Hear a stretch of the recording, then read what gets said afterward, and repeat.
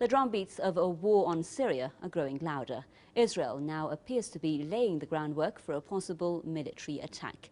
An Israeli deputy minister says he is concerned about the chemical stockpiles in Syria.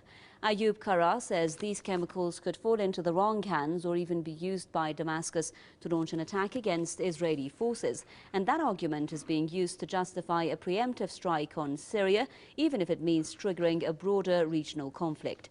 Washington used a similar excuse to attack Iraq back in 2003, falsely claiming that Baghdad possessed weapons of mass destruction.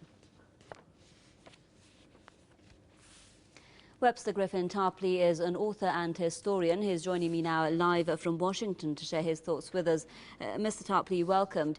In her press conference on Monday, the spokesperson for the United States Department of State, Victoria Nuland, predicted that there would be at least 3 more new massacres, she said, in Syria. And she also knew the locations of these would-be massacres. At the same time, an Israeli deputy minister, Ayoob Kara, as we just mentioned, has said Syria might use its chemical weapons against Israeli forces.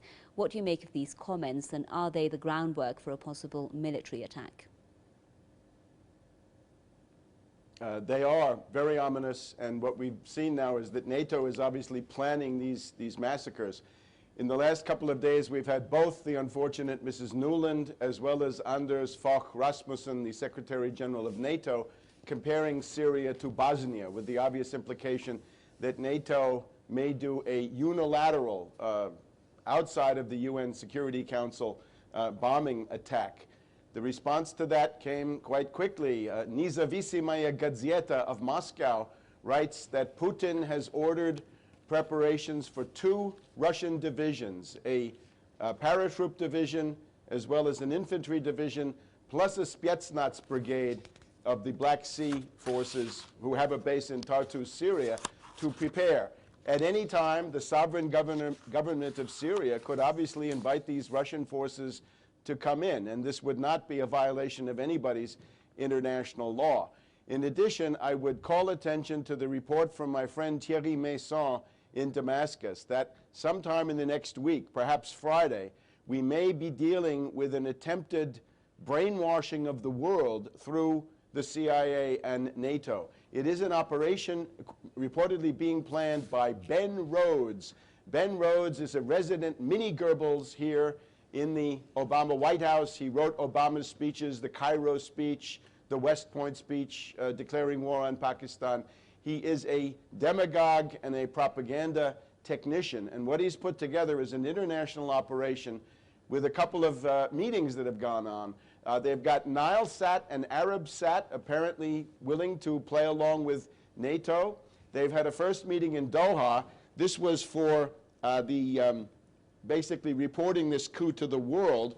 That would be with the participation of Al Arabiya, Al Jazeera, BBC, CNN, Fox, France 24, Future TV, and MTV. Right. So that's the external part. For the inside, they have fake versions of Barada, Future TV, MTV, Orient News, Kham, and Syria Al-Khad that would broadcast lying propaganda. And in Doha and in Saudi Arabia, they have built sets, Hollywood sound stages in effect, that duplicate the presidential palace in Damascus, as well as downtown Damascus, downtown Aleppo, downtown Homs. It reminds us of what they did last year with creating the Green Square of Tripoli, Libya, in Well, Qatar. Mr. Tarpley, So as you are operation. referring there to what you think are the reasons for a military strike being planned, and again you refer there to Russia being largely on the defensive over the crisis in Syria. It's vetoed the US-led motions of the UN Security Council. So basically, do you think that it, however, has got the power to stop this from happening?